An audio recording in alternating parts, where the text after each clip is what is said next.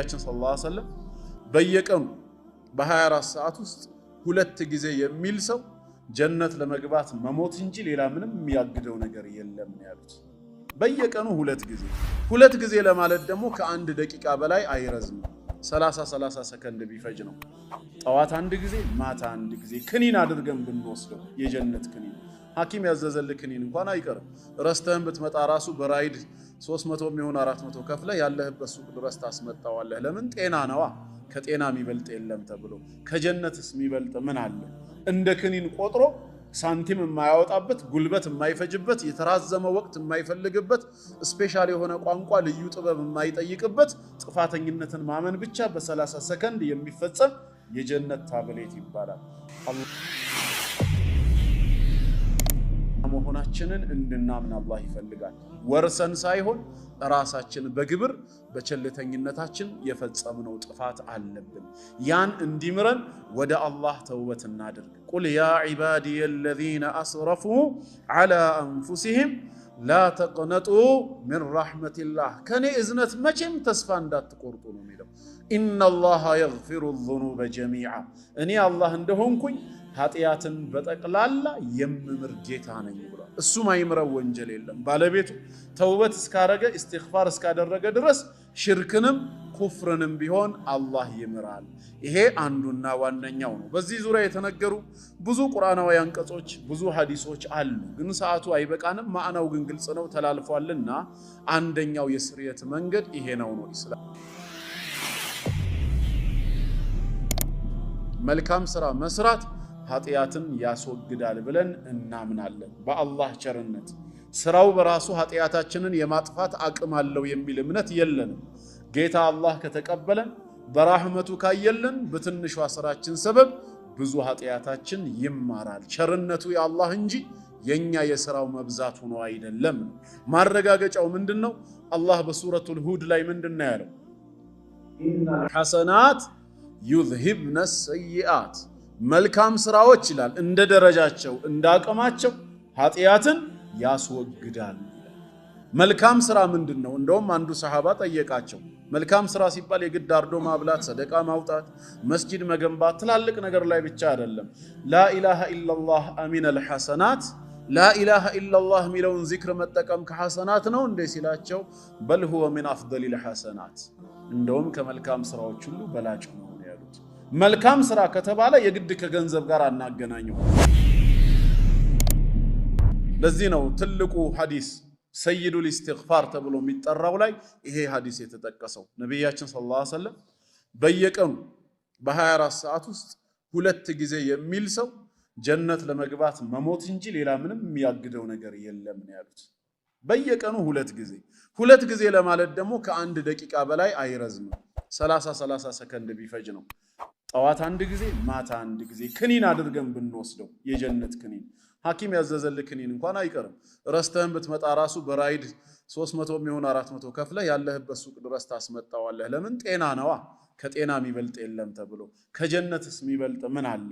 እንደ ክኒን ቆጥሮ ሳንቲም የማያወጣበት ጉልበት የማይፈጅበት የተራዘመ ወቅት የማይፈልግበት ስፔሻል የሆነ ቋንቋ ልዩ ጥበብ የማይጠይቅበት ጥፋተኝነትን ማመን ብቻ በ30 ሰከንድ የሚፈጸም የጀነት ታብሌት ይባላል። አላሁመ አንተ ረቢ ላ ኢላሃ ኢላ አንት ኸለቅተኒ ወአና ዐብዱክ ወአና ዐላ ዐህዲከ ወወዕዲከ መስተጣዕቱ አዑዙ ቢከ ሚን ሸሪ ማ ሰነዕቱ አቡኡ ለከ ቢኒዕመቲከ ዐለየ ወአቡኡ ቢዘንቢ ፈግፊር ሊ ፈኢነሁ ላ የግፊሩ ዙኑበ ኢላ አንት።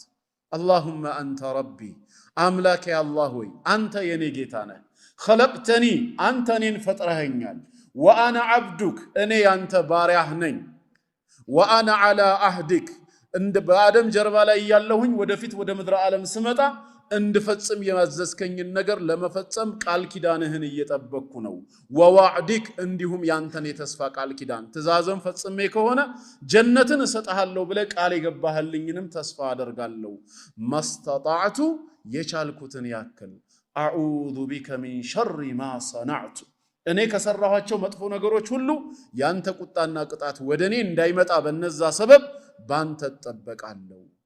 ከዛ በኋላስ አቡኡ ቢኒዕመቲክ አይ አዕተሪፍ አንተ ለኔ የዋልክልኝን ጸጋ ሁሉ አልክድም አምናለሁ ወአቡኡ ቢዘንቢ ኃጢአተኛ ወንጀለኛ ባሪያ መሆኔንም ባንተ ፊት እናዘዛለሁ አምናለሁ ስለዚህ ኃጢአተኛ ነኝና ፈግፊር ሊ እባክህ ማረኝ ፈኢነሁ ላ የግፊሩ الذنوب ኢላ አንተ ወንጀልን ካንተ በስተቀር ማንም የሚምር የለም ነው እችን ቃል አሉ ረሱል አለይሂ ሰላቱ ወሰላም فمن قالها من النهار موقنا بها በቀኑ ክፍለ ጊዜ በሷ እርግጠኛ ሆኖ የተናገራት ሰው አሉ የትኛው ቀን ከፈጅር በኋላ ሰላቱል ዐስር እስኪደርስ ባለው فمات من يومه قبل ان يمسي ታዳ በዛው ቀን ላይ አጀሉ ደርሶ ከማምሸቱ በፊት ቢሞት فهو من اهل الجنه የጀነት ሰው ነው ومن قالها من الليل موقنا بها በሌሊቱ ክፍልም እርግጠኛ ሆኖ በሷ ያለ ሰው ከዐስር በኋላ ፈጅር እስኪደርስ ደግሞ ባለው የተናገረ ሰው አንዴ ማለት ነው فمات من ليلته قبل ان يصبح ከማን ጋቱ በፊት ቢሞት በዛው ሌሊት فهو من اهل الجنه የጀነት ሰው ጠዋት አንድ ማታ አንድ አሁን ያለውን ዚክር ብንደግመው 30 ሰከንድ እንኳን አይሞላም ዝም ብለን 30 ሰከንድ እንኳን ብናደርገው ሁለት ጊዜ ለማለት 1 ደቂቃ ነው የሚፈጀው በአንድ ቀን ውስጥ 1 ደቂቃ ነይቶ ኃጢአተኛ መሆኑን አምኖ ጌታዬ ይምረኝ ዘንድ ብሎ እንደ ዚክር ክኒን አድርጎ ለምን አይቆጥረው አላህ ይወፍቀን የተግባር ሰው ያደርገን ኃጢአተኛ መሆናችንን እንድናምን አላህ ይፈልጋል ወርሰን ሳይሆን ራሳችን በግብር በቸልተኝነታችን የፈጸምነው ጥፋት አለብን ያን እንዲምረን ወደ አላህ ተውበት እናድርግ ቁል ያ ዒባዲየ الذين اسرفوا على انفسهم لا تقنطوا من رحمة الله كان إذنت مچم تسفى እንዳትቆርጡ ነው የሚለው إن الله يغفر الذنوب جميعا እኔ አላህ እንደሆንኩኝ ኃጢአትን በጠቅላላ የምምር ጌታ ነኝ ብሏል እሱ ማይምረው ወንጀል የለም ባለቤቱ ተውበት እስካረገ ኢስቲግፋር እስካደረገ ድረስ ሽርክንም ኩፍርንም ቢሆን አላህ ይምራል ይሄ አንዱና ዋነኛው ነው በዚህ ዙሪያ የተነገሩ ብዙ ቁርአናዊ አንቀጾች ብዙ ሐዲሶች አሉ ግን ሰዓቱ አይበቃንም ማዕናው ግን ግልጽ ነው ተላልፏልና አንደኛው የስርየት መንገድ ይሄ ነው ኢስላም የሚያስተምረው የከፈረም ሰው ተውበት አድርጎ በሸሃደተይን ከተመለሰ ሙሉ ኃጢአቱ እንደሚሰረዝ ግልጽ ነው ሁለተኛውስ በኢስላም ከተውበት በተጨማሪ ሌሎች ኃጢአቶቻችን እንዲሰረዙ ኢስላም ምን ያበጀው መልካም ነገር ምን አለ ሲባል በኸይር ስራ ላይ መሳተፍ መልካም ስራ መስራት ኃጢአትን ያስወግዳል ብለን እናምናለን በአላህ ቸርነት ስራው በራሱ ኃጢአታችንን የማጥፋት አቅም አለው የሚል እምነት የለንም ጌታ አላህ ከተቀበለን በራህመቱ ካየለን በትንሿ ስራችን ሰበብ ብዙ ኃጢአታችን ይማራል ቸርነቱ የአላህ እንጂ የኛ የሥራው መብዛት ሆኖ አይደለም ነው ማረጋገጫው ምንድነው አላህ በሱረቱል ሁድ ላይ ምንድነው ያለው ኢነል ሐሰናት يذهبن السيئات መልካም ስራዎች ይላል እንደ ደረጃቸው እንደ አቅማቸው ኃጢአትን ያስወግዳሉ ይላል መልካም ስራ ምንድነው እንደውም አንዱ ሰሃባ ጠየቃቸው መልካም ስራ ሲባል የግድ አርዶ ማብላት ሰደቃ ማውጣት መስጂድ መገንባት ትላልቅ ነገር ላይ ብቻ አይደለም ላ ኢላሃ ኢላላህ አሚነል ሐሰናት ላ ኢላሃ ኢላላህ ሚለውን ዚክር መጠቀም ከሐሰናት ነው እንደ ሲላቸው በል ሁወ ሚን አፍደሊል ሐሰናት እንደውም ከመልካም ስራዎች ሁሉ በላጭ ነው ያሉት መልካም ስራ ከተባለ የግድ ከገንዘብ ጋር አናገናኘው ከዚክርም ከዱዓም በመልካም ማዘዝ በመጥፎ መከልከል ከመሳሰሉት ተግባራቶች አላህ የሚወደው ይሁን እንጂ ስራው መልካም እስከሆነ ድረስ በዛ ስራ ልክ ኃጢአት ምን ይሆናል ይወገዳል ረሱል አለይሂ ሰላቱ ወሰላም በሐዲሳቸው ኢተቂላህ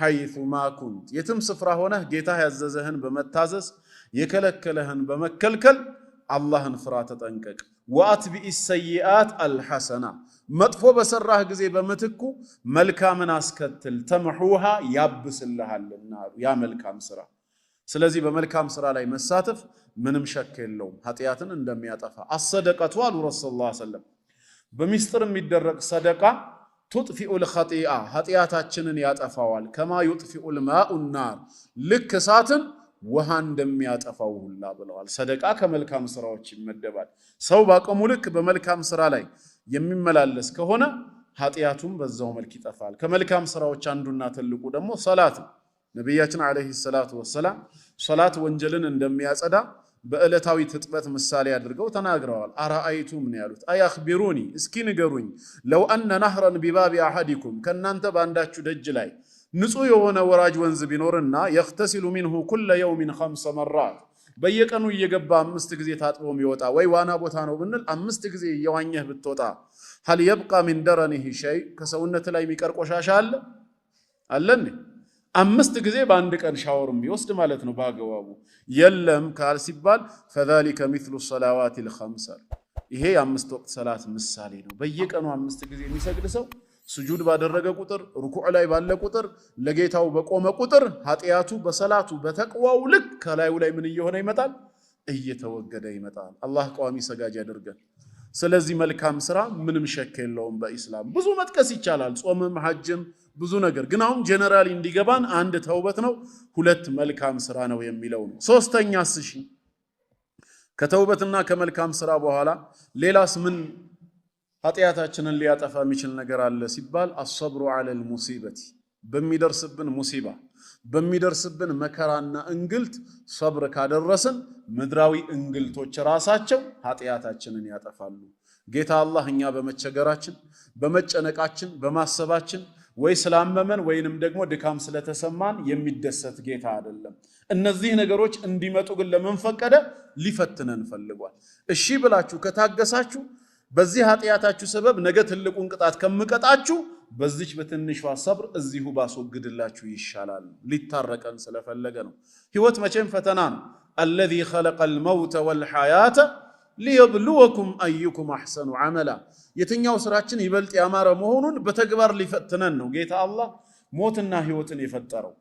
ፈተና ሲባል ደግሞ በኸይርም በሸርም ነው። ወነብሉኩም ቢልኸይሪ ወሸሪ ፊትና ብሏል። አላህ በመልካሙም ይፈትናል። ይሄኛውን ሀብታም ሌላኛውን ድሃ፣ ይሄኛውን ጤነኛ ሌላኛውን በሽተኛ፣ ይሄኛውን ሰላም አየር ያለበት ቦታ ላይ ሰላም እንዲያገኝ ያኛው በጦርነት በታመሰ ቦታ እንዲኖር ይፈትናቸዋል። ከዛስ አንተ በተሰጠ ኒዕማ ታመሰግናለህ ወይስ ትክዳለህ? አንተስ በደረሰብህ ሙሲባ ሰብር ታደርጋለህ ወይስ ታማርራለህ? ሁለቱም እየተፈተኑ ነው። ስለዚህ የሚደርስብን ሙሲባዎች ሁሉ ውሳኔው ከላይ መሆኑን አምነን ሰብር ካደረግን ኃጢያታችን ይወገዳል። ማንኛውም ሙሲባ ሊያገኘን አይችልም ቀድሞ የተጻፈ ቢሆን እንጂ ማ አሳበ ሚን ሙሲበትን ፊል አርድ ወላ ፊ አንፉሲኩም ኢላ ፊ ኪታብ በምድር ላይም ይሁን በነፍሶቻችሁ ምንም አይነት ሙሲባ ከተፈጠራችሁ ጊዜ ጀምሮ ማለት ነው ምንም አይነት ሙሲባ ገጥሟችሁ ነክቷችሁ አያውቅም። ያ የነካችሁ ሙሲባ ኢላ ፊ ኪታቢን ቀድሞ በለውሐል መሕፉዝ ላይ የተጻፈ ቢሆን እንጂ አለ። እዛ ያልተጻፈ እዛ ያልተወሰነ ወደዚህ ዓለም የገባ ምንም እንግዳ ነገር የለም። ያገኘንም ነገር በጠቅላላ ቀድሞ ምን የሆነ ነበር? የተጻፈ ነው። ድልም ቢሆን እንደዛው ነው።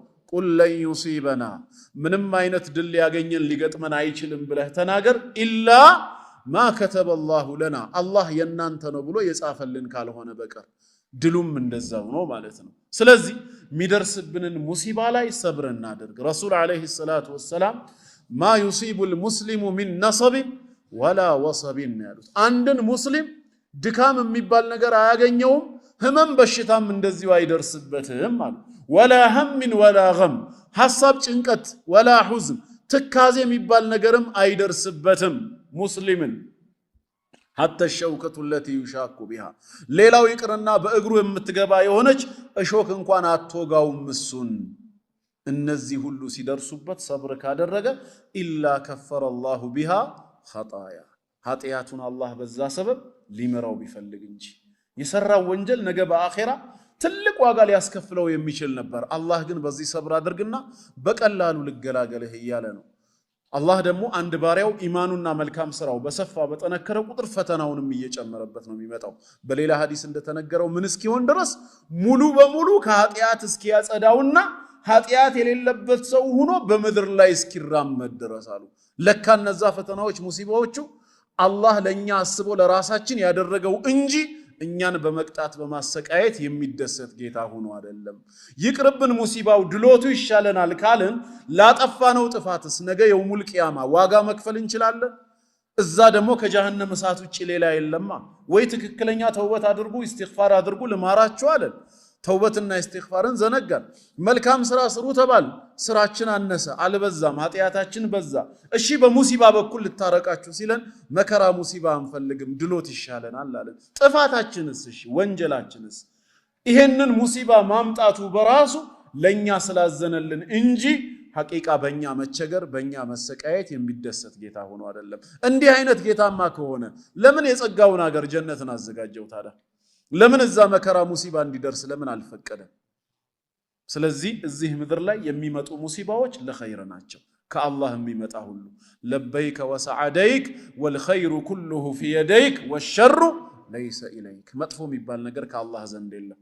ይሄንን እንድንረዳ ነው። ስለዚህ ሙሲባ በሚገጥመን ሰዓት ህመም ይሁን ምንም ወዲያው ትዝ ይበለን፣ አናማርር። ለምን እታመማለሁ ሙስሊም በመሆኔ ለምን እሰቃያለሁ አይደለም። በወንጀሌ ሰበብ ነው እዚህ ፈተና ላይ የወደኩት። ሰብር ካረኩኝና ወደ ኢስቲግፋር ከተመለስኩኝ ጌታዬ ሊምረኝ ነው በማለት ትዕግስትና ምህረትን ማድረግ ነው የሚገባን። ይሄም ሶስተኛው ኃጢአታችን በኢስላም የሚወገድበት ተግባር ነው። ከኔ ጋር ናችሁ ወንድሞች?